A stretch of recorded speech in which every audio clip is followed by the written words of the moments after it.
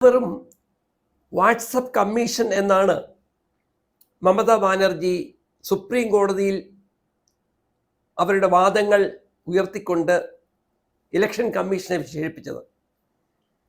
തെരുവിൽ നടത്തിയ ഏതെങ്കിലും ഒരു രാഷ്ട്രീയ പ്രസംഗത്തിന്റെ ഭാഗമായിട്ടല്ല. മമതാ ബാനർജി ഒരു വക്കീൽ എന്ന വേഷം വീണ്ടും ധരിച്ചുകൊണ്ട്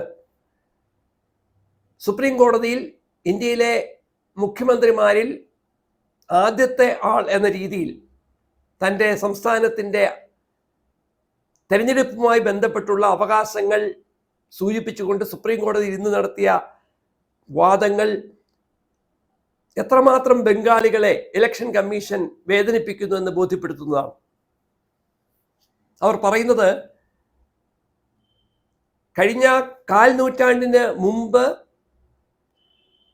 വോട്ടേഴ്സ് ലിസ്റ്റ് പുതുക്കിയതിനു ശേഷം ഇപ്പോഴിതാ വോട്ടേഴ്സ് ലിസ്റ്റ് പുതുക്കുവാൻ കേവലം 4 മാസം കൊണ്ട് ധൃതി വെക്കാൻ ഇലക്ഷൻ കമ്മീഷൻ ആഗ്രഹിക്കുന്നതിൻ്റെ പിന്നിൽ ബംഗാളികളുടെ ജനാധിപത്യ അവകാശത്തെ അട്ടിമറിക്കുക എന്ന ഗൂഢാലോചനയാണ് പ്രവർത്തിക്കുന്നത്. ബംഗാളിലെ ഏകദേശം 1,30,00,000 ആളുകളെ ഒഴിവാക്കിക്കൊണ്ട് തെരഞ്ഞെടുപ്പ് കമ്മീഷൻ നടത്തുന്ന അനാരോഗ്യകരമായ ഇടപെടലുകൾ ബംഗാളിന്റെ ജനാധിപത്യത്തെ അട്ടിമറിക്കും. അതുകൊണ്ടാണ് മുഖ്യമന്ത്രിയായ ഞാൻ സുപ്രീം കോടതിയിൽ നേരിട്ടെത്തി ഈ വാദം ഉന്നയിക്കുന്നതെന്ന് അവർ കൂട്ടിച്ചേർക്കുന്നു. ഈ ഇലക്ഷൻ കമ്മീഷന്റെ അനാരോഗ്യകരമായ ഇടപെടലുകൾ സഹിക്കാൻ കഴിയാതെ 150ഓളം BLOമാർ, ബംഗാളിലെ BLOമാർ ആത്മഹത്യ ചെയ്യേണ്ടി വന്നു എന്നവർ പറയുന്നു. ഇലക്ഷൻ കമ്മീഷനെ സഹായിക്കാനായി പ്രവർത്തിക്കുന്ന മൈക്രോ ഓഫീസേഴ്സ് എന്ന പദവിയിലുള്ള 8300 ആളുകൾ RSSനാൽ നിയമിക്കപ്പെട്ട ബംഗാളിന്റെ ജനാധിപത്യ അവകാശങ്ങൾ അട്ടിമറിക്കാൻ പ്രവർത്തിക്കുന്ന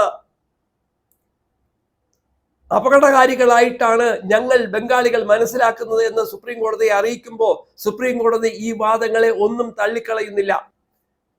ബംഗാൾ മുഖ്യമന്ത്രി എന്ന തരത്തിൽ 6 പ്രാവശ്യം ഇലക്ഷൻ കമ്മീഷനെ അനാരോഗ്യകരമായ ബംഗാളിലെ ഇലക്ട്രൽ ഓഫീസ് സംവിധാനം നടത്തുന്ന ഇടപെടലുകൾ സൂചിപ്പിച്ചുകൊണ്ട് കത്തെഴുതുമ്പോൾ ഒരു പ്രാവശ്യം പോലും മറുപടി പറയാൻ തയ്യാറാകാത്ത ഇലക്ഷൻ കമ്മീഷൻ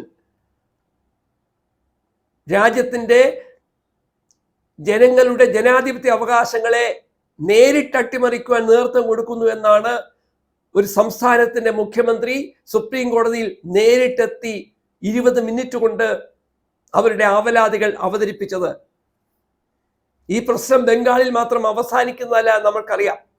കേരളത്തിൽ പോലും 37 ലക്ഷത്തോളം ആളുകളുടെ പേരുകൾ അപ്രത്യക്ഷമായാലും അത്ഭുതപ്പെടേണ്ടതില്ല എന്ന സാഹചര്യം തുടരുമ്പോൾ ബംഗാളിലെ ജനങ്ങളുടെ ജനാധിപത്യ അവകാശങ്ങൾ സംരക്ഷിക്കുവാൻ ബംഗാളിൽ ഇന്ന് നടക്കുന്ന തെരഞ്ഞെടുപ്പ് ഫലങ്ങളിൽ വലിയ അട്ടിമറി ഉണ്ടാക്കി അവിടുത്തെ പ്രതിപക്ഷ കക്ഷിയായ BJPക്ക് അധികാരം പിടിക്കുവാൻ ഉതകുന്ന തരത്തിലുള്ള ദുരൂഹമായ ഇടപെടലുകൾ നടത്തുമ്പോൾ ബംഗാളിന്റെ മുഖ്യമന്ത്രി ധീരയായി തൻ്റെ വക്കീൽ പണി മറന്നുപോകാതെ ഓർത്തെടുത്തുകൊണ്ട് കോടതിയിലെത്തി അവരുടെ വാദങ്ങൾ അവതരിപ്പിക്കുമ്പോൾ ആ ഓരോ വാദവും ഇന്ത്യൻ ജനാധിപത്യത്തിൽ BJPയുടെ നേതൃത്വം നടത്തുന്ന അട്ടിമറികൾക്കെതിരെയുള്ള വലിയ ജനകീയ പ്രക്ഷോഭത്തിന്റെ തീവ്രമായ ആഗ്രഹങ്ങളെയാണ്, ജനാധിപത്യ അവകാശങ്ങളെയാണ് നമ്മെ ഓർമ്മിപ്പിക്കുന്നത്.